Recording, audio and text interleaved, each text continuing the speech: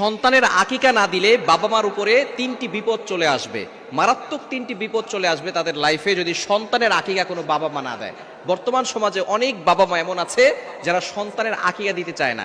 হ্যাঁ, যদি কারো টাকা পয়সার সমস্যা থাকে সেটা ভিন্ন বিষয়, আর এই আকিকা দেওয়া এটা ফরজও নয়, ওয়াজিবও নয়, এটা হচ্ছে সুন্নাত। নবীজি সাল্লাল্লাহু আলাইহি ওয়াসাল্লাম আকিকা দিতেন, এবং আকিকা না দিলে কিছু কিছু ক্ষতি হওয়ার সম্ভাবনা থাকে বাবা মার উপরে। এক নাম্বার হচ্ছে, সন্তানের যদি আকিকা না দেওয়া হয় তাহলে যে ক্ষতি হবে সেটা হচ্ছে সন্তান বড় হয়ে বিপদে পড়ে যাবে, বারবার তার উপরে বিপদ আসতে পারে। এখন সন্তানের বিপদ আসা মানে তো বাবা মার উপরে বিপদ চলে আসা। এজন্য সন্তানের আকিকা অবশ্যই দেওয়া দরকার। যদি তাদের অ্যাবিলিটি থাকে, সামর্থ্য থাকে, তাহলে আকিকা দিবেন। আকিকা কিভাবে দিবেন?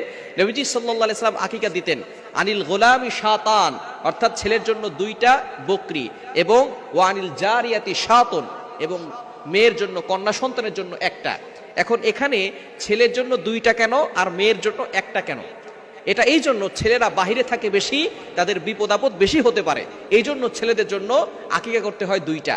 আর মেয়েরা যেহেতু ঘরে থাকে, বিপদ আপদ কম থাকে, এই জন্য তাদের জন্য আকিকা দিতে হয় 1টা। এই জন্য আকিকা যদি কোনো বাবা মা সন্তানের জন্য না দেয়, এই সন্তানদের উপরে মাঝে মধ্যে বিপদ চলে আসে। সন্তান অসুস্থ হয়, বড় হওয়ার পরে রোড ঘাটে চলাফেরা করে, অনেক সময় অ্যাক্সিডেন্টের সমস্যা থাকতে পারে, বিভিন্ন ধরনের বিপদ তাদের ভিতরে চলে আসতে পারে। এই জন্য অবশ্যই যাদের অ্যাবিলিটি আছে সন্তানের জন্য আকিকা দিয়ে দিবেন। আকিকা 7ম দিনে করা সুন্নাত।